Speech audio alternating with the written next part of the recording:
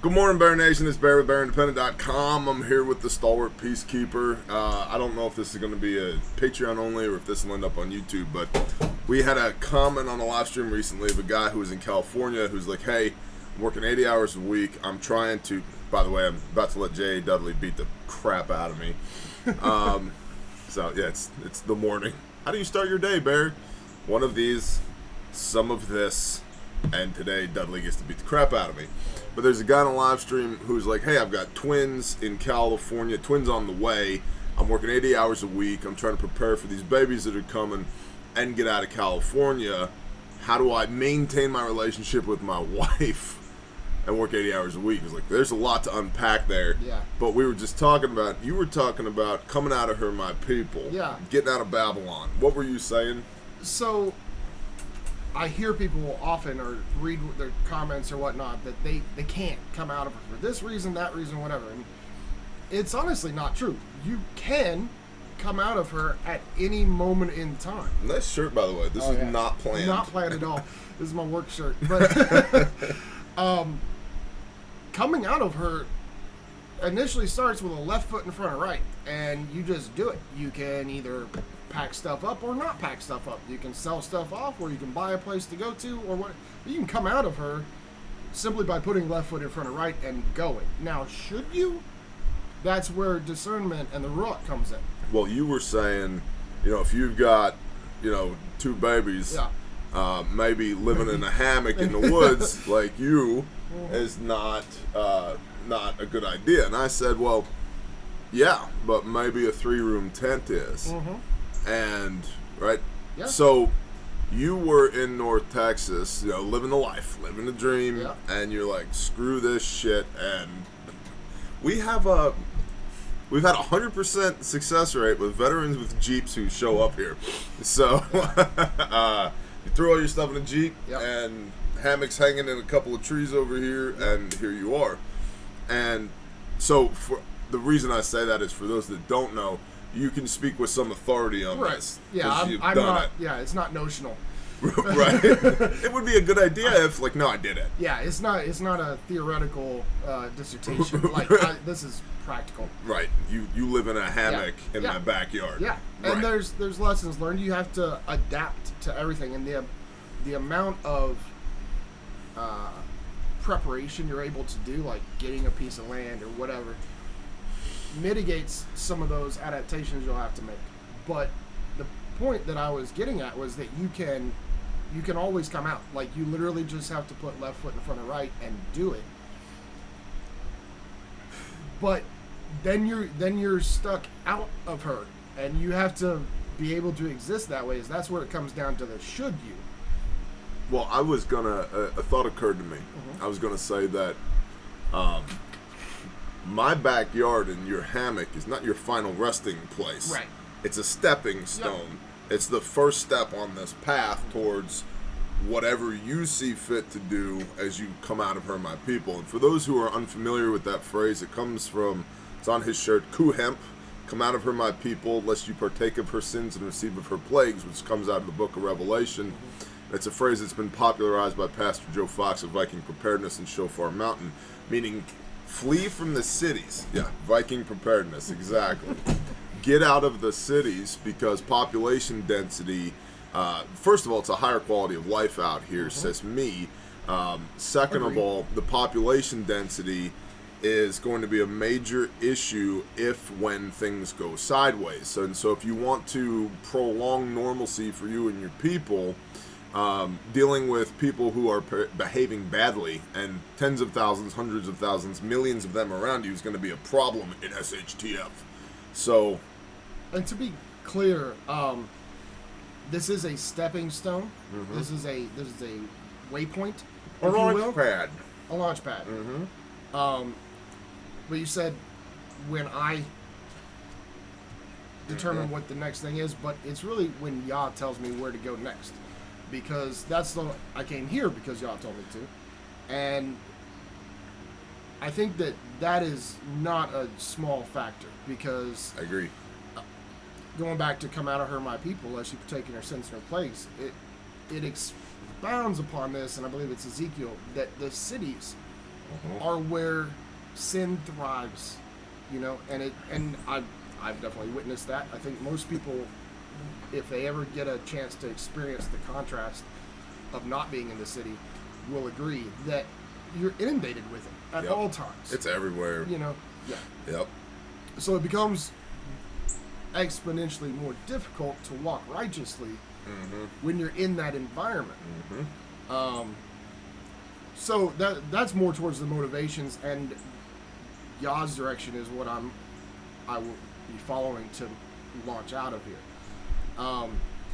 But you know, you mentioned that another prohibitive factor is a lot of people have never seen zero. Exactly. Yep, they're uncomfortable at zero, and what I said to you was, man, I was born and raised into zero. I've been at zero myself several times throughout my life. I don't like being at zero, but I can be comfortable at zero, right? Because I know how to. I have historically proven I know how to turn zero into one. And that's the biggest thing. Once you understand that you can turn zero into one, yep. And then the rest of it, and then it's not a linear thing. It's exponential. So it goes from 0 to 1, 1 to 2, 2 to 4, 8, 16, 32, 64, 128, 256, 512. Yep. And it's a exponential growth from there. You know, people all the time are like, Bear, how do you do it all? Well, I was at zero when I came here 3 years ago. Yep. Literally zero. Out there where my gazebo sits, I put my knees in the dirt, my face on the ground, and prayed to the Father until shit started falling out of my face because I was at zero. And here we are just over 3 years later, and it's like, man, we got all these things going on and all these people, and we got the businesses, and we've got the ministry, and so when you're at zero, like you said, the direction of Yah is critical, whether you're at 0 or 1,028, right? Or, you know, whatever. It's absolutely critical because he guides the steps of the righteous man, the righteous woman, right? But 0 is an okay place to be, and if you have to leave a 256 in the city to come to a 0 out here, knowing that he's going to guide your steps and knowing that it is entirely possible to get from 0 to 1 and then from 1 to 2 to 4 to 8 and start building from there, that's okay. And I think the other thing that people miss, and they stagnate, they plateau, which I hate. I hate plateaus, is people feel stuck and then they get comfortable where they are. Right? They're like, I'm comfortable. I don't want to leave my good job. I'm afraid to leave how am I going to earn money? I came to nowhere, Oklahoma, quit my job in northern Texas, and I was like, now, we murdered our debt before we got here, ordered our life in such a way that we still need very little money as a household each month in order to survive. Got all of our ducks in a row with that, came out here, and we had land, we had our family, we had our faith in Yah, and we had blood, sweat, and tears. That's what we had to work with. And with that, we were able to turn 0 into 1 to 2 to 4, so forth and so on. And that fear of like people saying, well, how am I going to make money or whatever? That fear, I think, largely comes from having never actually gone from 0 to 1. So it's one of those things that until you've done it, part of your brain won't believe that it's possible. Like, it just seems like so insurmountable of a task to take 0 and make a 1. I can assure you, having done it both, give me a little bit of liberty. I'll say it on my own when I was younger. Right. I've had resets as well. And then doing it now with Yah. Yep. Turning 0 into 1 is old habit for him. Yeah. Well, he's been doing it since creation. Right. He is the 1. Yeah. Right? And so how do you turn that 0 into 1? Yeah. Add the 1 to your 0. He's been making something out of nothing since the beginning of everything. Literally. In the beginning, there So, was nothing. It's infinitely easier. I assure you of that. Mm-hmm. But it's one of those things that knowledge and belief. There's a disconnect there sometimes when you haven't done it, when you haven't experienced it. So the other thing I was contemplating about this right before we started recording was that,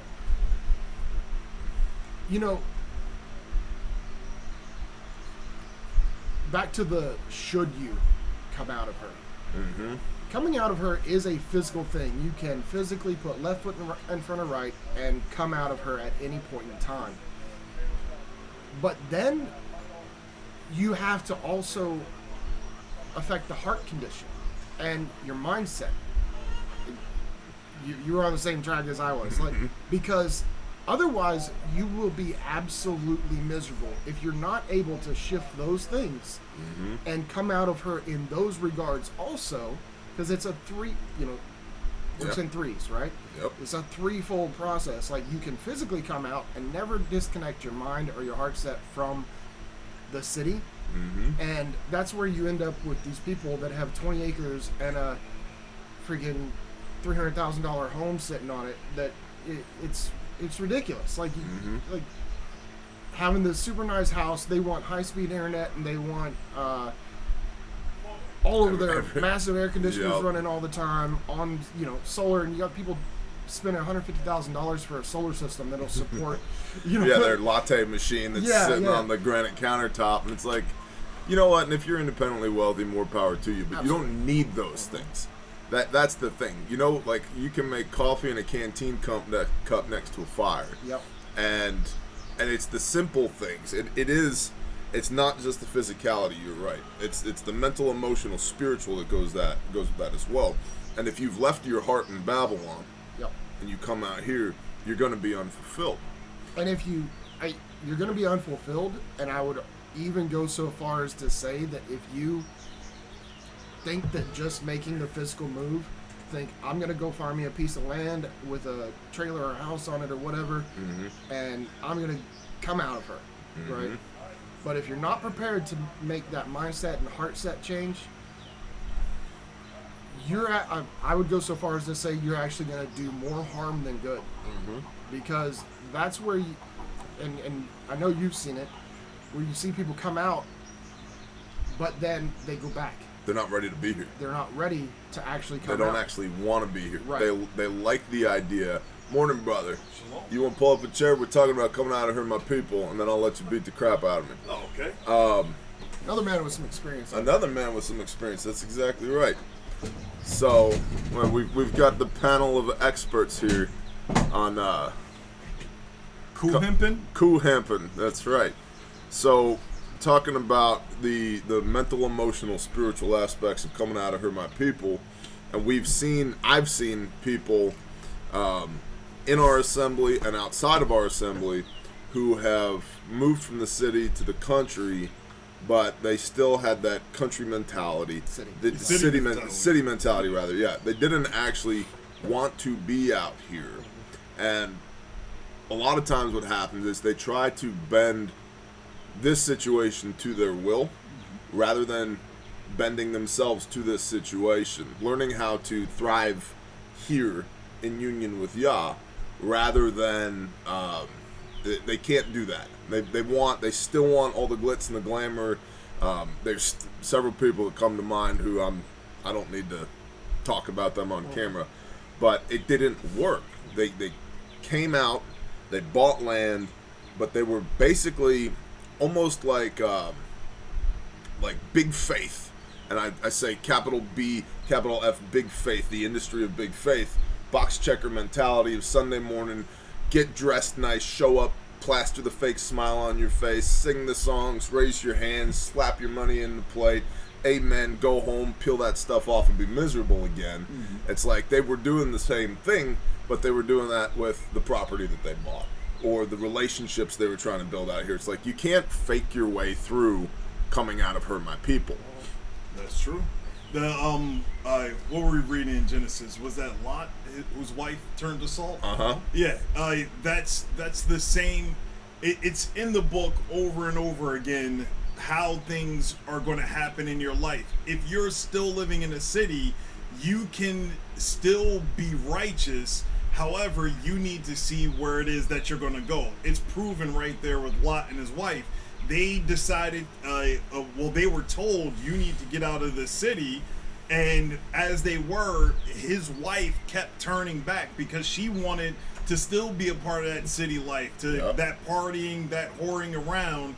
Even though she was married, she wasn't ready to be led by her husband. She wanted to turn back, and when she turned back, she turned to salt.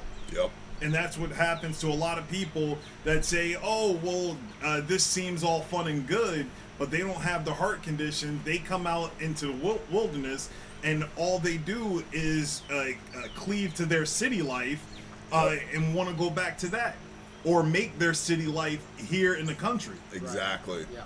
Right, they want to bring Babylon to the wilderness. Exactly. Yep. So I think the key takeaways here is you can do it, right? You came out of New Jersey. Yeah. You came out of North Texas. That wasn't as bad. I came out of North Texas after being. I think we've all traveled the country, right? Like, to some extent. and y'all, I think it's important to say y'all moved us here. Like for me, when I say I was at zero when I came here, I was alone, other than my family, and we looked for land for 3 years, diligently prayed over land for 3 years, murdered our debt for 3 years, every day. All right, Father, I know you're making a way. When you open that door, I'll step through it. Man, he opened this door, and there was no apprehension. We got here, I got 1 foot out of my pickup truck in the driveway over there. That 1 foot hit the ground, and boom, 1,000 pounds of bricks of conviction just dropped on me. It was like, literally like the sky opened up. One of those moments is like, you're home. Yep. And I had another one of those shit falling out of my face moments. I'm like, I'm home. This is where I'm supposed to be. Granted, we tried to move everywhere but here. we really did. We offered on 2 other properties. We looked everywhere but here. But it wasn't where I wanted to go. It was where y'all wanted me to go. And now, having that perspective 3 years later, it's like, oh, I get it. I understand why he put us here. Because if he hadn't put us here, all these other downstream effects wouldn't have happened. And so, in that process, if you are coming out of her, my people, if you are looking for land, if you are seeking the Father's face and trying to do his will, when he says, go here, go here. Like Jonah's ass went to Nineveh regardless of whether or not he wanted to go, right? It would have been much easier for him if he'd just put on his Jerusalem cruisers and started walking rather than getting swallowed up by a whale. Either way, he went to Nineveh, right? And so where the Father leads you, go. And don't be afraid of going to zero, because people think, you think you're going to get stuck at zero without realizing you're stuck at 256 in the city. Go to zero, add the 1, the Father, add that 1 to your 0, and then be amazed as that compounds into 2, 4, 8, 16, 32, and that ball starts rolling. You have to purify yourself. That's where people aren't ready for. You have to purify and purge yourself. What is anchoring you to that lifestyle? Do you need this? No. So get rid of it. Do you need to be here? No. So clear all of your stuff out. Oh, do you need a basement full of stuff? No. That's what ended up happening with my wife. I started to hear the voice of Yah, and then I had a talk with my wife about it. We don't need to be here. We don't belong here. Things aren't right here. We can't get pregnant here. What do we need to do? We need to get out of New Jersey. Oh, well, the money isn't right. The house we're renting, let's get rid of the house.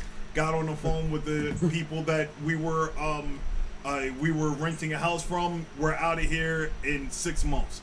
So that was February. We told them, and then we were out of there right before August. And right after that, hey, I peed on a stick. I'm pregnant. Ugh, what are we gonna do? I am a truck driver. The truck is pretty big. We can live on a truck, and hopefully I can buy a van. I've shown her all of the van life videos, getting her into understanding that process. And as time went on, we started purging ourselves of toxic people, of toxic belongings, of toxic relationships, and trusting in Yah. And then that's what was able to get us free, get us debt free, and get us on the road. And then Yah said, hey, well, I like your idea, living on a truck, then the van, the baby is pregnant, but you need to be more stable. I'm going to have one of my good ones give you a call and invite you out. And now we're here. Well, praise Yah. But it also illustrates, because we were talking before you come up here, that Phelps currently lives in a hammock, right? That's not his final resting place, right? But you went from a house in the city to a sleeper cab on your truck, to a van, to a fifth wheel now. Yep. And the next step will probably be a house on land, right? And so 0, 1, 2, 4, it 8 multiplies, right? And so it can be done, but it can't be done if you're half-assing the steps that you're taking. And what kind of time frame was that for you? Just ballpark. How many months since that? January or February of 2020, I started having the calling to get out. 2020, started putting a plan together. I presented it to my wife. I got her on board with it, and then we set the ball rolling. Letting everyone know we're out of here. We're out of this house by August. We were out by the middle of, what was that, June, July? So you came out less than a year ago. And in less than a year, and then everything that has happened since you've come here in the last 3 years, and that's, a ton more. You keep saying with Yah, it's 0 to 1, 2, but to me it's like, instead of, we've done these resets before and it's 0 to 1 to 2 to 4 to 8, right? With Yah, it's like 0 to 1 to 2 to skip a few to right. 2. Well, look at our brother Yankee at Howitzer Hill. He had this conviction of his heart. Met him on a grindstone deployment in Florida, and on the way back from Florida, Yah visited him, and he had one of those why is there shit falling out of my face moments, right? Which are the best, especially when you're like a big tough dude. And Yah's like, watch this. And you're like, ah, one of those, right? So we met him in Florida. He got back to Pennsylvania and was like, I can't do this. I gotta go. And within 72 hours, policed all of his stuff. I was like, I need this. This is what I need. The rest of this is trash, right? I'm taking this. If it'll fit in my Jeep, it's going. Drove from Pennsylvania to Oklahoma during the beginning of COVID, when everybody was like, everybody's gonna die, before anybody knew what was going on with COVID. He's like, the whole messaging was, everybody's gonna die.